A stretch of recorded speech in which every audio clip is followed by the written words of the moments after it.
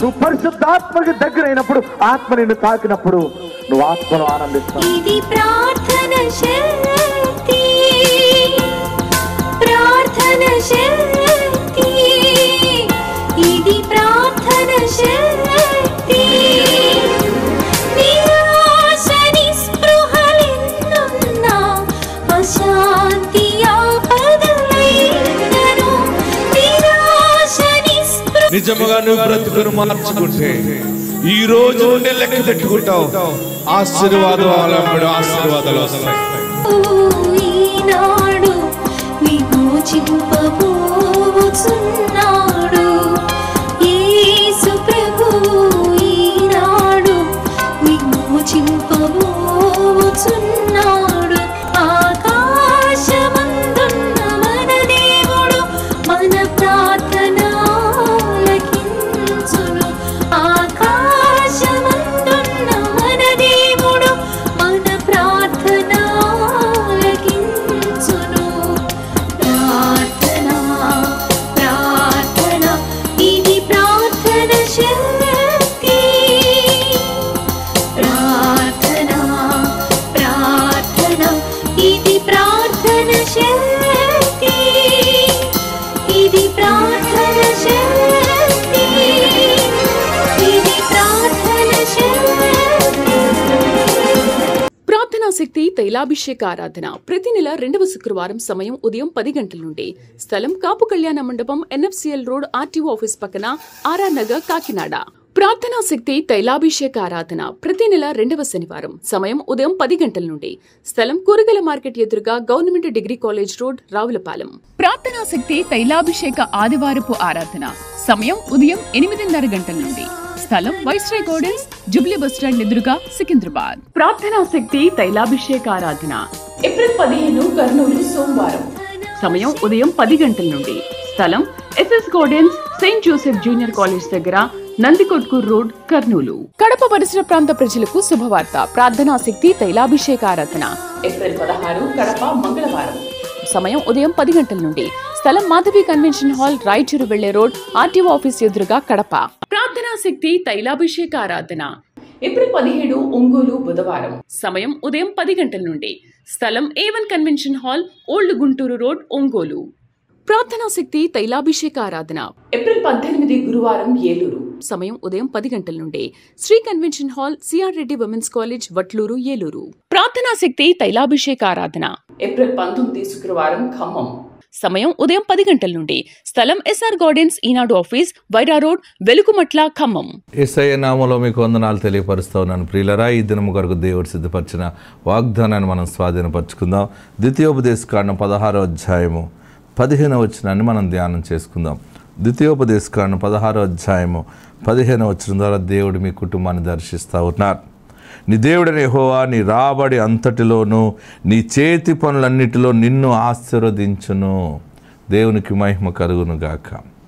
చూడండి, Deuteronomy chapter 16 verse 15లో దేవుడు బలమైన మాట, వాగ్దానాన్ని దేవుడు అనుగ్రహిస్తూ ఉన్నారు. ఏంటంటే, నీ రాబడి అంతటిలోనూ నీ చేతి పనులన్నిటిలోనూ నిన్ను ఆశీర్వదించును. ఇదేంటి రాబడిలో ఆశీర్వాదం ఏంటని అనుకోవచ్చు. ఆల్రెడీ వచ్చింది కదా, మాకు ఆశీర్వాదం ఉంది కాబట్టి వచ్చింది కదా అని అనుకోవచ్చు. రాబడి వచ్చింది వేరు, వచ్చింది నిలబడటం ఆశీర్వాదం. మీ జీతము, మీ చెమట ఊర్చి కష్టపడి సంపాదించిన డబ్బు మీ దగ్గర నిలవకుండా పోతుంది, అది శాపం. అది మనకు వచ్చిన జీతమైన శ్రమ, మన కష్టము చేసి మనం నౌకరీ చేసి తెచ్చిన పైసలు, ఆ ధనము, అది వ్యర్థముగా వెళ్ళిపోవటం అంటే అది శాపం అన్నమాట.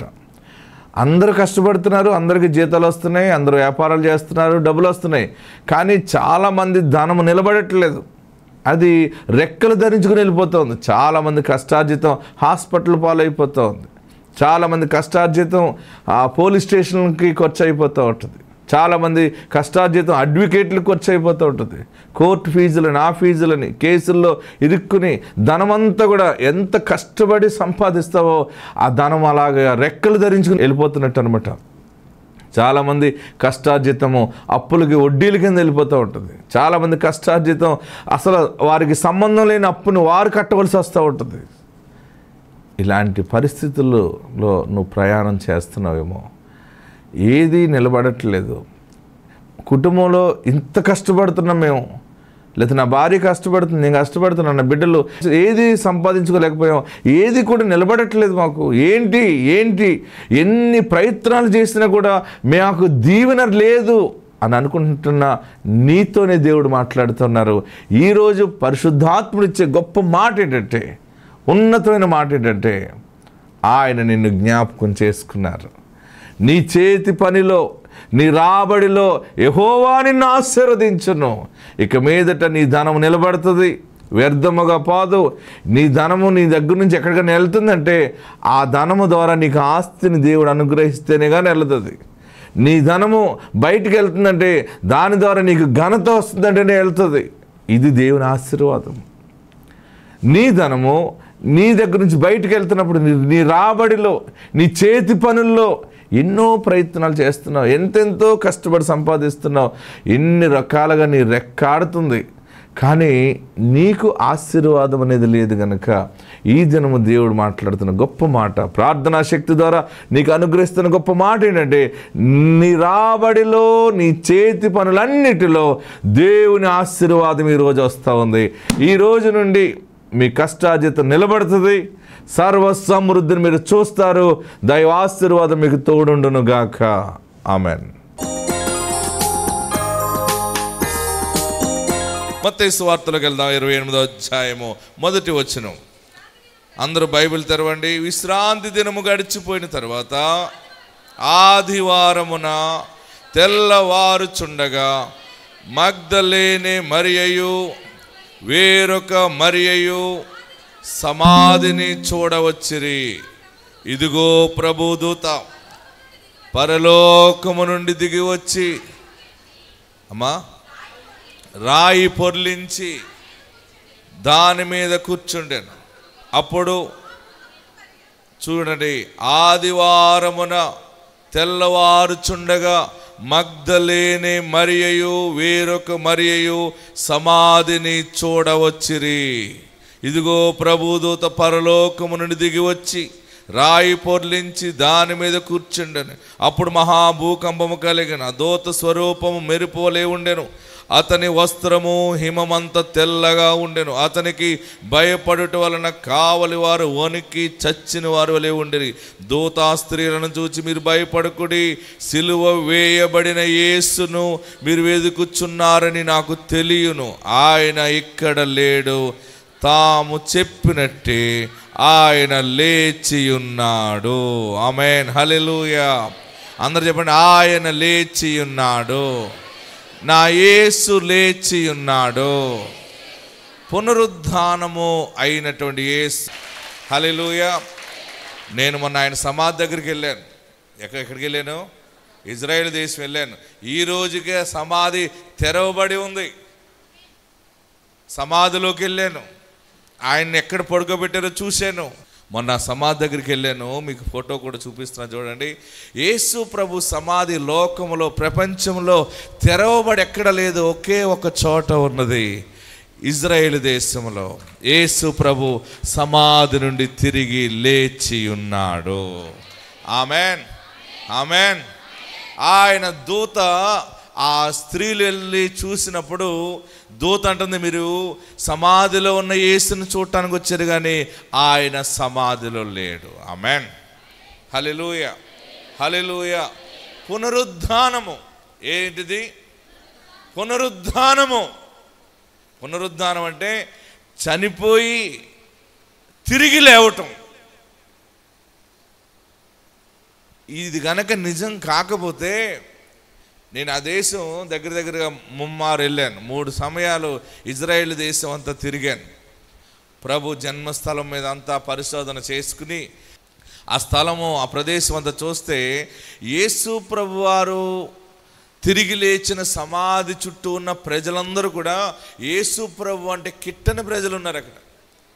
కానీ వారు కూడా ఈ సమాధి తెరిచి ఉండటం ఏంటి, ఆయన తిరిగి లేవటం ఏంటి అని అనటానికి లేదు. ఎందుకంటే ఎవిడెన్స్ ఉన్నాయి, చరిత్ర ఉంది, ఆధారాలు ఉన్నాయి. ఆయన తిరిగి సమాధి నుండి లేచాడు. ఆమేన్. హల్లెలూయా, హల్లెలూయా. గట్టిగా హల్లెలూయా చెప్పండి. ఆయన ఎప్పుడు లేచాడు అంటే సూర్యుడు రాకముందు లేచాడంటండి. ఆయన యేసు అనే నీతి సూర్యుడికి నమస్కారం చేయాలి మనం. ఆమేన్. హల్లెలూయా. ఆదివారమున ఏమన్నాడు అక్కడ? ఆదివారమున ఇంకను ఏమన్నాడు?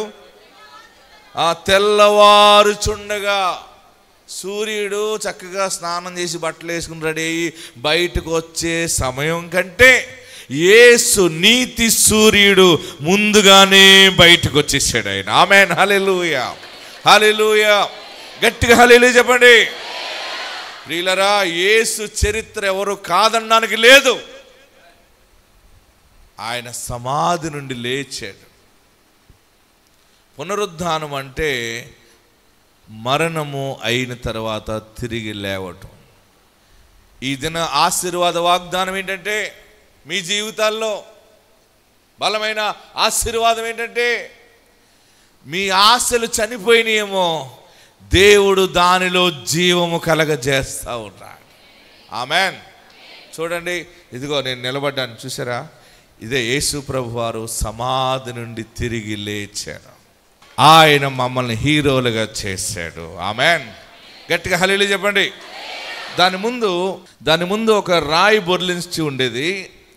ఆ రాయిని సమాధి, అది అరిమత్తయి యోసేపు అనే ఒక మనుష్యుడు సమాధి అనమాట. వారు బ్రతుకుండగానే కొండ గుహల్లో ఒక్కొక్క సమాధి తొలిపించుకుని ఉంటారు, ముందే పెట్టుకుంటారు. ఇంట్లో ఎంతమంది ఉంటే అంతమంది. ఇప్పుడు మనకి ఎంతమంది పిల్లలు పడితే అన్ని ఇల్లు కట్టుకుంటాం, లేదా అన్ని పోర్షన్లు, అన్ని బెడ్రూమ్లు పెట్టుకుంటాం. వారు ఏం చేసేవారంటే ఇశ్రాయేలీలు ఎంతమంది ఉంటే అంతమంది వారు ఫస్ట్ ఇల్లు కట్టుకునే దానికంటే సమాధిని సిద్ధం చేసుకుంటారు. ఎందుకు వారు సమాధిని సిద్ధం చేసుకుంటారంటే మెస్సయ్య వచ్చినప్పుడు మరలా మేము తిరిగి లెగుస్తాము. ఆమేన్. హల్లెలూయా. మరి యేసు ప్రభు వారికి అరిమత్తయి యోసేపు అనే సమాధిలో పెట్టడం జరిగింది. అరిమత్తయి యోసేపు తను ఒక గార్డెన్ చేసుకున్నాడు. ఆ తోటలో నేను చాలామందికి బల్ల ఆరాధన నడిపించాను. అక్కడ ఆ సమాధి తోట దగ్గర చాలామంది ప్రపంచం నుండి అన్ని దేశాల ప్రజలు గుంపులుగా వస్తే నేను నాతో వచ్చిన వాళ్ళందరికీ అక్కడ రొట్టె విరిచి ద్రాక్ష రసం ఇచ్చి కమ్యూనియన్ సంస్కరణ ఆరాధన మరి అక్కడ జరిపించడం జరిగింది. నాకు ఎంత సంతోషం అంటే మనము ఏ విషయములో సిగ్గుపడినా, ఏ విషయంలో అవమానము చెందినా, జీవితంలో అన్నీ కోల్పోయినా, మనం నమ్మిన దేవుడు ఎంత కుళ్ళిపోయిన పరిస్థితులు అందులో నుండి మరలా తిరిగి నిన్ను నిలబెడతాడు. నీ చిన్న ఆశను ఆయన నెరవేరుస్తాడు. పోయిన బంధాన్ని మళ్ళీ తిరిగి కడతాడు. యేసు పునరుద్ధానుడు. గట్టిగా హల్లెలూయా చెప్పండి. నువ్వేమి కోల్పోయేవో, అయ్యో ఇది జరుగుతుంది అనుకున్నాను, అనవసరంగా మనకు రాలేదు, అది వాళ్ళకి వెళ్ళిపోయిందంట, అయ్యో ఎంత ప్రార్థన చేసినాను అనుకుంటున్నావేమో. వెళ్ళిపోయినా సరే అది ఎలాగ రావాలో మరలా నీ దగ్గరికే వస్తుంది. గట్టిగా చప్పట్లు కొట్టరే. అయ్యో ఇది మాకు రావాలి, ఇది మాకు చెందాలి, నాకు ఇలా జరగాలి, నాకు ఎందుకు ఇలా జరగలేదు, ఇలాగ అయిపోయింది ఏంటి, ఇంకెందుకు అయిపోయింది అని ఆశ వదులుకున్నవేమో.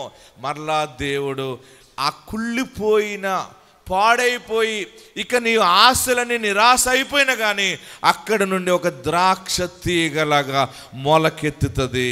బలమైన కార్యము నువ్వు చూస్తావు, నీవు సిగ్గుపరచబడవు, నూతన జీవం ఏంటో నువ్వు గమనిస్తావు. ఆమేన్. హల్లెలూయా. గట్టిగా హల్లెలూయా చెప్పండి. ఆయన నామం ఎరిగిన వారిని ఆయన సిగ్గుపడనీయడు. ఈ దిన వాగ్దాన ఆశీర్వాదము మీకు, మీ ఇంట్లో నువ్వు నమ్మింది, నువ్వు ఆశించింది అన్నీ అంటే కుళ్ళిపోవటం. సమాధి చేస్తే ఏమైపోతుందంటే దినదినము కూడా కుళ్ళిపోయి మట్టిలో మట్టి అయిపోతుంది శరీరం. నీ ఆశలన్నీ కూడా మట్టిలో మట్టి అయిపోయి నీళ్ళలో నీళ్ళైపోయినా గంగపాలు అయిపోయిందిరా నా ఆలోచన అంతా అనుకున్నా కానీ ఆ నీటిలో నుండి, ఆ మట్టిలో నుండి ఎన్ని సంవత్సరాలైనా, ఎంత ఆలస్యమైనా మరలా కొత్త సాక్ష్యము 100% పునరుద్ధాన శక్తితో దేవుడు నిలబెడుతున్నాడు. బలమైన సాక్ష్యము నీ నోట ఉండబోతా ఉంది. ప్రజలు వింతగా చెప్పుకునే సమయం ఆసన్నం అవుతుంది. బలమైన ఆశీర్వాద వాగ్దానము, ఒక సంఘటన మనం ధ్యానం చేద్దాం. పరిశుద్ధాత్మదేవుడు యేసు ప్రభు వారు ఈ సమాధిలో పెట్టారు కదా, ఆయన్ని. సమాధిలో నుండి యేసు ప్రభు వారు భూలోకము నుండి పాతాళ లోకానికి వెళ్ళారట. పాతాళ లోకం ఎక్కడుంది? గట్టిగా చెప్పండి. పాతాళ లోకం భూమి కింద ఉన్నది. హల్లెలూయా. అంతకుముందు పరలోకము లేదు, అంతకుముందు ప్యారడైజ్ లేదు.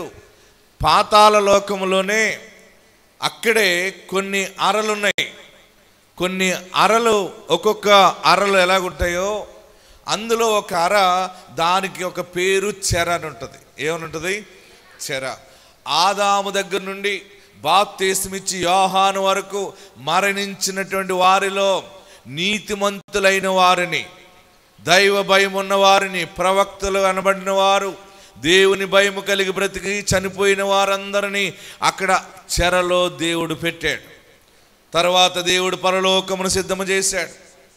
తర్వాత పరదైసును సిద్ధము చేశాడు. యేసు ప్రభు వారు భూలోకానికి వచ్చి 33.5 సంవత్సరాలు జీవించి, జీవం గల దేవుని సన్నిధానంలో 33.5 సంవత్సరాలు జీవించి సిలువ వేయబడి సమాధి చేయబడ్డాడు. బాగా గమనించండి. గుడ్ ఫ్రైడే రోజు సిలువలో తండ్రికి ఆత్మను అప్పగించుకుని మరణించిన తర్వాత ఆయనను తీసుకుని వెళ్ళి సమాధి చేశారు. 3వ దినాన్ని లెగిస్తానని చెప్పాడు.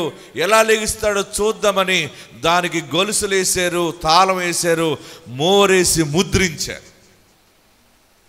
ఆయన సమాధిలో లేడు. ఆయన ఎక్కడున్నాడంటే, ఆయన సమాధి నుండి పాతాళానికి వెళ్ళి పాత నిబంధన భక్తులను పైకి తీసుకొచ్చాడట. ఎక్కడ తీసుకొచ్చాడు? చెరగా పట్టుకుని తీసుకొచ్చి, ఆ చెర మీద నాయకత్వం ఎవరు చేస్తున్నారంటే సాతానుడు చేస్తున్నాడు. పాతాళం మీద అధికారము సాతానుడికి ఉంది. ఇన్ఛార్జ్ వాడు. సాతానుడిని అవతల నెట్టివేసి దేవుడు పాత నిబంధన భక్తులందరినీ కూడా పైకి తీసుకొచ్చి యెరూషలేము పట్టణములో పెట్టాడంటండి. ఆమేన్. ఎక్కడ పెట్టాడు ఆయన్ని? యేసు ప్రభు వారు తిరిగి లేచిన తర్వాత 40 దినాలు ఉన్నారు. ఎన్ని దినాలు ఉన్నారు? 40 రోజులు. యేసు ప్రభు వారు మరలా భూమి మీద సమాధి నుండి లేచాక 40 రోజులు ఉన్నారు. 11 సమయాలు ప్రభు అందరికీ కనబడ్డారు. ఒక్కొక్కరు ఎవరైనా నమ్మకపోతే అందరూ కూడా గుంపులుగా ఉండి, నేను నమ్మలేనురా, ఎవరో చెప్తున్నారు ఆ మరియ కుమారుడు యేసు అంట, ఆయన సమాధిలో నుండి తిరిగి లేచాడంట, ఆ పక్కన ఆ వీధిలో చెప్పుకున్నారు, మా అమ్మమ్మ గారి గారు చెప్పుకున్నారు, అక్కడెక్కడో చెప్పుకున్నారు, కానీ అదంతా ఉట్టుదిరా అనుకుంటే, ఎవరు వట్టిది అని అనుకుంటూ గుంపు కూడి గుసగుసలాడుతున్నారో వారి దగ్గరికి అమాంతంగా ఆయన ప్రత్యక్షం అయిపోతూ ఉండేవాడు. ఆమేన్. హల్లెలూయా. రే, నా గురించి ఏం చెప్పుకుంటున్నారా మీరు? నేను లేగలేదనుకుంటున్నారా? చూడండి రా, నా గాయాలు చూడండి, నా శ్రమలు చూడండి, నేను యేసునంటే వారందరూ షాక్ అయిపోతావు. అమ్మో, నువ్వు నిజముగా దైవ కుమారుడు అని. ఇలాగ నమ్మలేని గుంపులు 11 ఉన్నాయి. 11 గుంపుల దగ్గరికి వెళ్ళి ఆయన ప్రత్యక్షపరుచుకున్నాడు. నేను నజరేయుడైన యేసునని నిరూపించుకున్నాడు. ఆమేన్. హల్లెలూయా, హల్లెలూయా. చూడండి, పరిశుద్ధ గ్రంథంలో మనం చూస్తూ ఉన్నప్పుడు మత్తయి సువార్త 27వ అధ్యాయము 52, 53 వచనాలు చూస్తే, పాత నిబంధన భక్తులు, ఈరోజు వాక్యం మనం దీని మీద నిలబడుతూ ఉన్నాం. ఎస్, మత్తయి సువార్త 27వ అధ్యాయము 52, 53 వచనాలు. సమాధులు తెరవబడెను. చూడండి, అందరూ బైబిల్ ఉన్నవారు తెరవండి. సమాధులు తెరవబడెను. నిద్రించిన అనేక మంది, ఏమా మైక్ తీసుకోండి, పరిశుద్ధుల శరీరములతో తిరిగి లేచెను. వారు సమాధుల్లో నుండి బయటకు వచ్చి వారు సమాధులలో నుండి బయటకు వచ్చి ఆయన లేచిన తరువాత పరిశుద్ధ పట్టణంలో ప్రవేశించి ఆమేన్ వారు పరిశుద్ధ పట్టణములో ప్రవేశించి అనేకులకు అగపడిరి. ఇలా ఎక్కడ వాళ్ళు యెరూషలేము పట్టణస్థులే. బాగా గమనించండి, ఆనాటి ఆ పాత నిబంధన భక్తులకి యెరూషలేము అంటే అంత ఇష్టం అనమాట. ఆమేన్. నేను యెరూషలేము పట్టణంలో అలా తిరుగుతూ ఉంటే నాకు ఎంత ఆనందం అయిపోతూ ఉండేది. ఎటు చూసినా ఆ పట్టణంలో అన్ని చోట్ల ఆ దివ్య శాంతి కనపడుతూ ఉంటుంది. ఆమేన్. యెరూషలేములోకి వెళ్ళటం, యెరూషలేం అంటూ కూడా బ్రతుకునున్నాళ్ళు యెరూషలేం అంటూ చనిపోయిన వారికి మరలా వారి జీవితంలో ఊహించలేదు మరలా మనం యెరూషలేముకు వస్తామని. హల్లెలూయా. వారు సమాధి చేయబడ్డారు, వారు పాతాళంలో చెరలో ఉన్నారు. కానీ యేసు ప్రభు భూలోకానికి వచ్చి సిలువ వేయబడి సమాధి చేయబడి సమాధిలో నుండి పాతాళానికి వెళ్ళి మళ్ళీ వారిని పైకి పట్టుకొచ్చి యెరూషలేములో పెడితే అక్కడ యెరూషలేములో ఉన్న వారందరూ కూడా వీరు ఏలియా కదా, వీరు అబ్రహాము కదా, వీరు శారా కదా, వీరు యెహోషువ కదా అని వారు గుర్తించటానికి పరిశుద్ధాత్ముడు సహాయము చేశాడు. హల్లెలూయా, హల్లెలూయా. ఆ పాత నిబంధన భక్తులు మరణించిన వారిని కొన్ని వేల సంవత్సరాలు అయిపోయినా యేసు మరలా వారికి యెరూషలేము చూపించారు. ఆమేన్. 40 దినాలు యెరూషలేము పట్టణములో ఉండి వారు తృప్తి తీరగా పట్టణాన్ని చూసిన తర్వాత వారందరిని తీసుకుని దేవుడు పరదైసు తీసుకెళ్ళిపోయాడు. హల్లెలూయా. గట్టిగా హల్లెలూయా చెప్పండి, ఇంకా గట్టిగా హల్లెలూయా చెప్పండి. అంటే మొత్తం కోల్పోయిన ఆశలన్నీ మరలా తిరిగి దేవుడు కలగా మారుస్తాడు, మరలా దాన్ని నిజముగా మారుస్తాడు. హల్లెలూయా, హల్లెలూయా. గట్టిగా హల్లెలూయా చెప్పండి. ఆ యెరూషలేము యొక్క విశిష్టత ఏంటంటే దేవుడికి కూడా యెరూషలేము అంటేనే ఇష్టం ముందు. ఎందుకంటే ఆ యెరూషలేములోనే మానవ నిర్మాణం జరిగింది. ఆదిలో ఆదామును చేసింది దేవుడు ఆ యెరూషలేము దగ్గరే. ఆమేన్. ఏదైనా తోట ఇరాక్ నుండి స్టార్ట్ అయ్యి బైబిల్ ఎవిడెన్స్ ప్రకారం ఆ తూర్పుగానున్న ప్రాంతంలో మరి ఆ గీహోను నది, ఆ నది ఇలా యెరూషలేముకు వచ్చినప్పుడు యెరూషలేములోనే మట్టిని తీసి దేవుడు ఆదామును చేశాడు. ఆమేన్. హల్లెలూయా. గట్టిగా హల్లెలూయా చెప్పండి. అందుకని ఆదాము దగ్గర నుండి బాప్తిస్మిచ్చి యోహాను వరకు మరణించిన వారికి మరలా పునర్జన్మను అనుగ్రహించి వారికి ఒక్కసారి యెరూషలేమును చూపిస్తే వారు ఉబ్బిబ్బు తబ్బిబ్బులైపోయారు. హల్లెలూయా, హల్లెలూయా. నీ జీవితంలో నా జీవితంలో ఇక మరలా చూడము, ఇంకా మరలా అంత బంగారాన్ని చూస్తానా, అంత డబ్బు చూస్తానా, అంత మంచి ఇల్లు వస్తుందా? అప్పులు అయిపోయి అన్నీ వెళ్ళిపోయినాయి, అది వెళ్ళిపోయింది, ఇది వెళ్ళిపోయింది. అప్పుడు నా బొగ్గలు ఎలాగుండి అంటే సావిత్రిలాగా ఉన్నాయండి. అది మన ఒక ఆమె. గట్టిగా హల్లెలూయా చెప్పండి, ఇంకా గట్టిగా హల్లెలూయా చెప్పండి. ప్రభు త్వరగా వచ్చుచున్నాడు. ఆమేన్. కానీ ఒకటి, క్రీస్తుని కలిగిన మనకి 60లో కూడా 20గా మారగలం మనం. ఎందుకంటే పక్షి రాజు యవనము నీకు ఇస్తానన్నాడు ఆయన. ఆమేన్. మరలా నీ కిడ్నీ సెట్ అయిపోతుంది, మరలా నీ లివర్ సెట్ అయిపోతుంది, నీ హార్ట్ మారిపోతుంది, నీ స్కిన్ మారిపోతుంది. ఇంకా మరలా నీ వైభవం, పురాతన వైభవం మరలా పునరుద్ధాన శక్తితో దేవుడు ఇవ్వబోతావు. హల్లెలూయా, హల్లెలూయా. అందరం ప్రార్థనలో ఉన్నాం. అందరూ కూడా తలలో వంచి కళ్ళు మూసుకుని యేసు సమాధి నుండి లేచిన గొప్ప విజయ వీరుడిగా ప్రపంచంలోనే అందరూ కళ్ళు మూసుకుని నమస్కరించి, ప్రభువా, సమాధి లాంటి మా జీవితాలు, బ్రతుకు మీద ఆశపోయి కుటుంబం ఇలాగైపోయింది, అలాగైపోయిందని ఎన్నో సమస్యలతో నలిగిపోతున్న ప్రతి బిడ్డతో ఆయన మాట్లాడుతున్న మాట, ఆయన సమాధి నుండి లేచాడు, అందరికీ కనపడ్డాడు. ఆ గొప్ప విజయము దేవుడు మనకి ఇవ్వబోతా ఉన్నాడు. అలలు నా మీదకి వస్తున్నాయి బాబు, నేను తట్టుకోలేను. ఎన్ని బాధలు ఇంకా ఎక్కువైపోతున్నాయి బాబు, నేను ఏడుస్తున్నావా? అప్పుల మీద అప్పులు, ఎన్ని అప్పులని చేయాలి, మళ్ళీ ఎలా తీర్చగలను? తీర్చే దారి లేదు. అందుకు నేను చనిపోతాను, నేను చనిపోతే మేలు, నేను తట్టుకోలేని అవమానాలని కృంగిపోతున్నావా? నేను జీవించలేను, నేను చాలా సిగ్గుపరచబడ్డాను, నేను చాలా విషయాలు ఓడిపోయాను, నా జీవితం ఎక్కడ శాంతి లేదు అని అనుకుంటున్నావా? అయినా రిజరెక్షన్ పవర్, పునరుద్ధాన శక్తితో మరలా నువ్వు చిగురు పడతావు, మరలా నిలబడతావు, మరలా కట్టబడతావు. ఆయన నీ పక్షముగా ఉన్నాడు. ఆయన నిన్ను సిగ్గుపడనీయడు, ఆయన నిన్ను సిగ్గుపడనీయడు. నా జీవితం గంగపాలైందని ఏడుస్తున్నావు కదా, ఆ నీళ్ళ మీదే, ఆ ఆధారం లేని చోటే నిన్ను మరలా నడిపిస్తున్నాడు.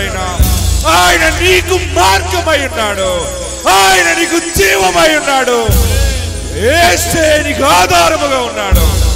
నా పాపాలు క్షమించు బాబు అని అడుగు, నువ్వు ఆయన బిడ్డగా చేర్చబడతావు.